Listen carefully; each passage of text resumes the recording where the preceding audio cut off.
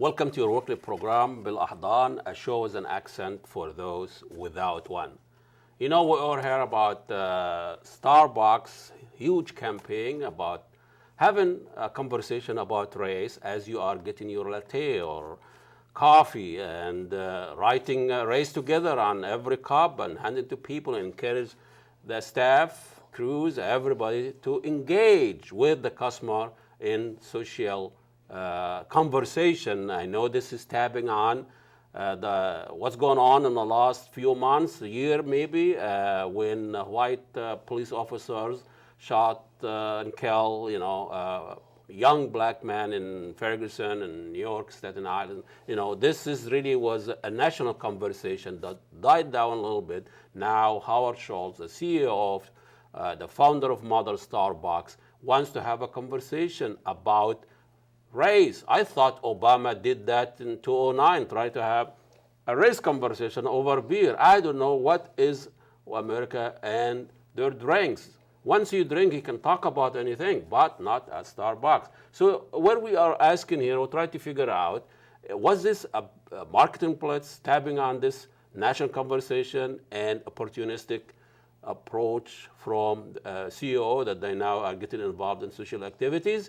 We have here Professor Owens. He is with the University of St. Thomas, and he is, I think, following this campaign. And welcome to Bil Ahdan, Thank you. Ernest. I don't want to be that cynical. We don't know what the intention is. Starbucks has a good record of social activism and all of that. But what I'm trying to get here.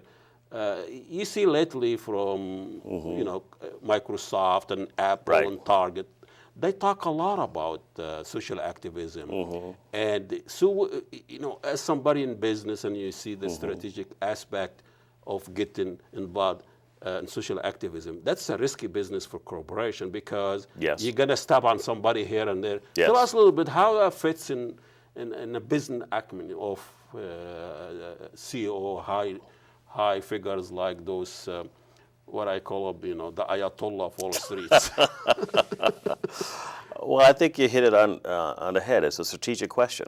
I think firms today are looking strategically, what are they going to do, how they're going to deal with their markets. And the story about what's happening today is that we have a shift in demographics. We've got a shift in ethnicity, we've got a shift in orientation, we've got a shift in globalism.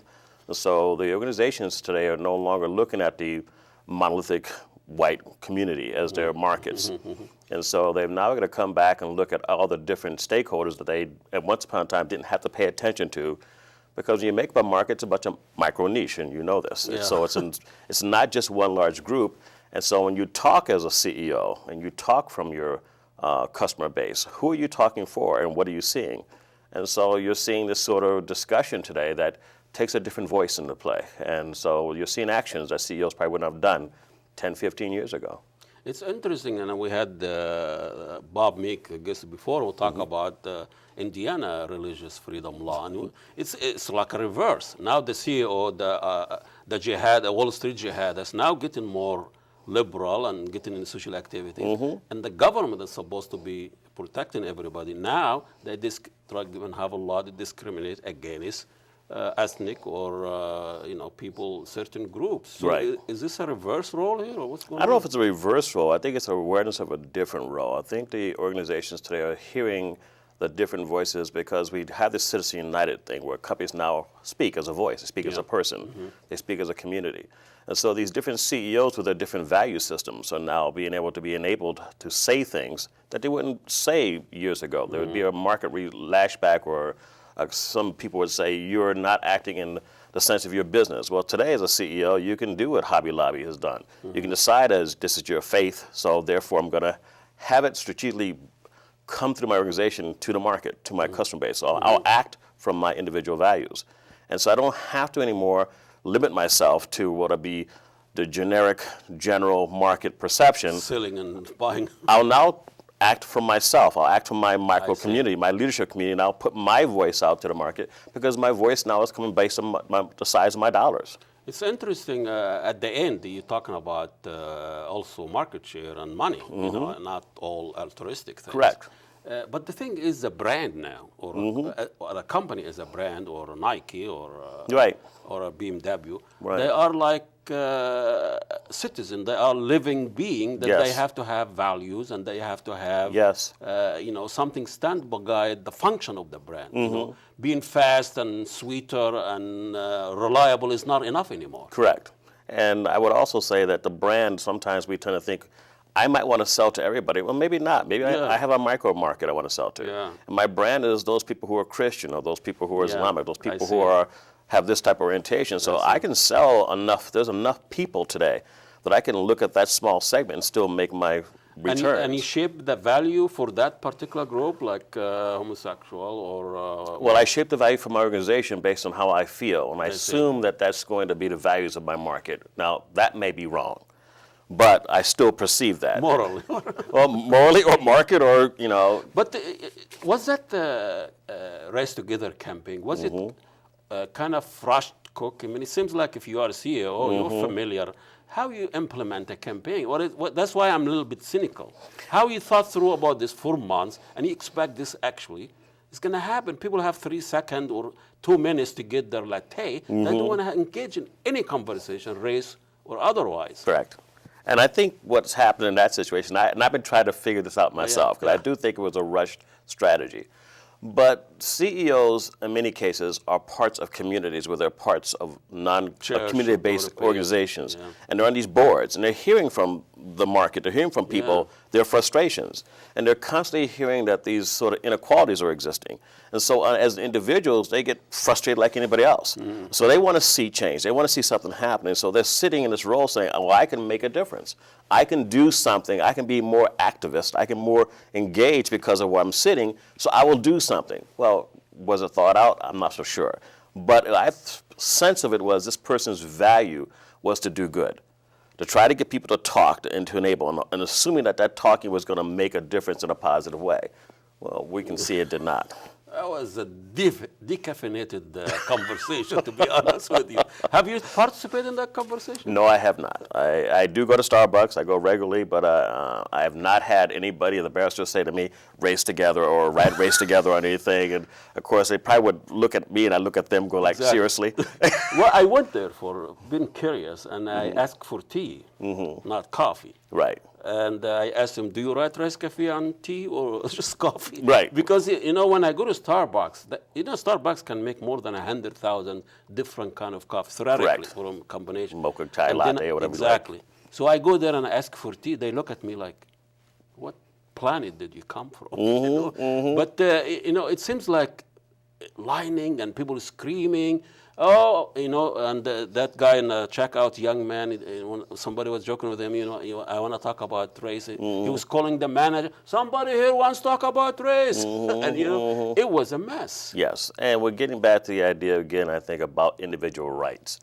My right to sort of not be bothered, my right to come in and get my coffee, and your right as a consumer to walk in and have the sort of innocuous situation where I'm just buying something and going on to my job, or somebody else's right to want to share their ideas in an open public space. I see what you mean. And so we're now faced with these different rights, and somewhere along the line we're also faced with this concept of duties and obligations. I do also think we're in the concept of who feels morally affronted, who is morally assaulted, who has the right premise of this has been done to me. Therefore, I need to talk to you about it. And by the way, if you want to talk to me about what's going on to you, I want to talk to you about why you're bothering me and it's being done to me.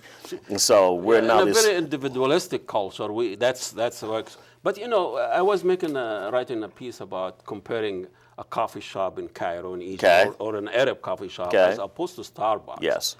This is where the conversation takes place. People, coffee shop means a conversation. You go there to have a conversation. You smoke, you do things, and if you sit there not doing anything, and even if you work on a laptop, you'll be chased out of there. Right. So I think also component for why this campaign failed culturally. We are, as you said, I want to be left alone. I go to a coffee shop not to have a conversation, or not to sit down. I go to work. I have a drive-through. How do you have a conversation on drive-through? Well, it depends also, because part of the United States, there are people who go to coffee shops to have a conversation. And so it may not... It's a different kind of coffee. I understand, but it may be well, sometimes people go there to meet people and just strike up random discussions. That's not the general perception. I think you're right. People tend to go there and they want to get their coffee and go, but there are people who do this. So the question is, did this CEO come from an environment where people tend to spend time talking and engaging, or did he see what most of us see? Well, I'm not interested in what you have to say right now. I want to get my coffee and go home. So can you recover from a campaign like that? I think so. And I think this will not be the first stumble nor the last stumble that these CEOs make. And quite frankly, if you want to ask me, does the American community have a long memory, the answer is no. We have a lot of things that have happened in this society that we've forgotten about and moved on from because it was no longer the cause du jour. So I think this is going to be something we'll talk about. I remember Gerber's baby food, and they shipped the food to Africa, and they missed the whole labeling and stuff of that nature. Well, they recovered. So recovery can happen. I think, to me, possibly here I would give the CEO propers or credit for trying. I see. Trying to do something. Trying to act on something that he felt needed to be done. Strategy, probably poorly implemented. But intent, probably good. And he, in a way, indirectly start another conversation. That's what we're doing now. I think exactly what happens. We now are talking about it. And it's not happening over our mocha latte, but it is happening that we're now having a conversation about it. Again, but exactly. From the Nile. Exactly. This is very nice. Well, thank you so much for this has been a pleasure and a very timely conversation right here, and you didn't even have to drink coffee. So please have a conversation over anything. And Ernest Owens from University of St. Thomas. We'll see you next week. Assalamu alaikum, and God bless you all.